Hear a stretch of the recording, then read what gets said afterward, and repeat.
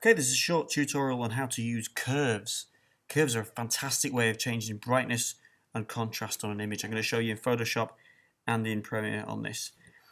What most people do when they want to edit a picture, this picture is taken from my phone, so it's not amazing quality. What most people do sort of logically in Photoshop, you're sort of hunting around, maybe you don't know very well, and you go in, you do image, adjustments, and you see brightness and contrast, and you think, oh, that's obviously what I want to do, let's go into that. And you start playing around with brightness and contrast, and before you know it, you've got the worst picture that's ever happened in the history of mankind. What you actually want to do is use curves, okay? Levels are very good, curves are even better. We do Control and M to do this, so image, adjustments, and curves, and you get this this sort of box that pops up here, and it's this bit over here that you want to look at. So you get your histogram, which is sort of how light or dark your images are and where all the pixels are. So there's a lot of dark pixels in this lighter end over here. And it's this line that you can sort of play with to improve your picture.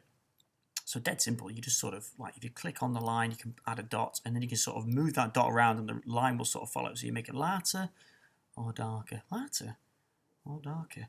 If it's a black and white picture, sometimes these can be the other way around, so it can be lighter and darker. So you can sort of, if it's the highlights you really need to lighten up, you can do this. If it's the shadows that really need a bit of work, you can do that. And you can sort of put two dots on to sort of tame down other parts of it if you want. If you've got more dots on than you want, you can click and drag one dot to the other and they just merge.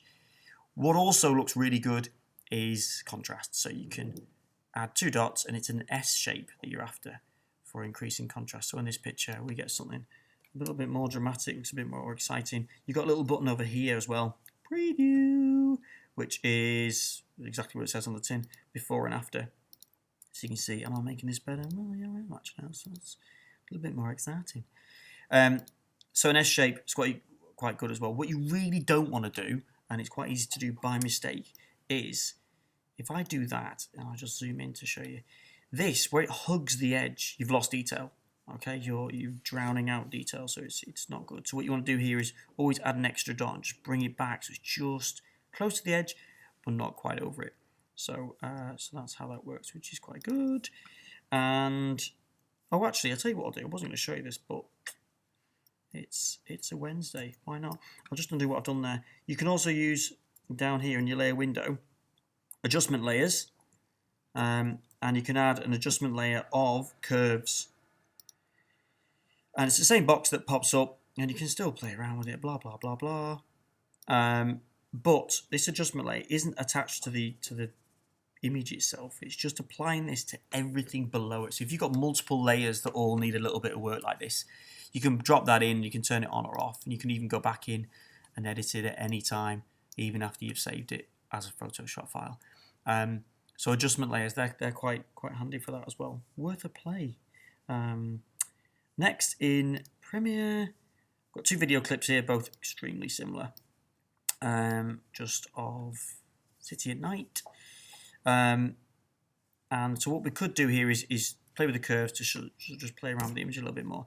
In the effects bit over here, you can just search for curves, and the bit you're looking for is RGB curves. RGB curves, and then you just drag and drop that onto your clip that you want to edit it with. Once you've got that in your effects controls, so you click over there on effects controls, you can scroll down, and you can see you've got all three different channels here. You've got the main sort of brightness and contrast there, and then you can change it on all three individual channels, red, green and blue if you wanted. Quite good for adding like a vintage effect as well and stuff like that. So again, exactly the same. I can click on this line, I can make it lighter or darker. It takes a little bit more processing power because it's video, so you're going to need to render it afterwards. But quite helpful for just simple stuff. We want to make it more dramatic. So you see where it's flatlining there. Don't want that to happen. So I can make it a bit more dramatic. That's a bit maybe over the top, but it's just a quick demonstration. To sort of just play around with it and give you more control over your video format, which is quite nice. Generally speaking, you don't want an inverted curve like that. Or this would be like a S shape is better.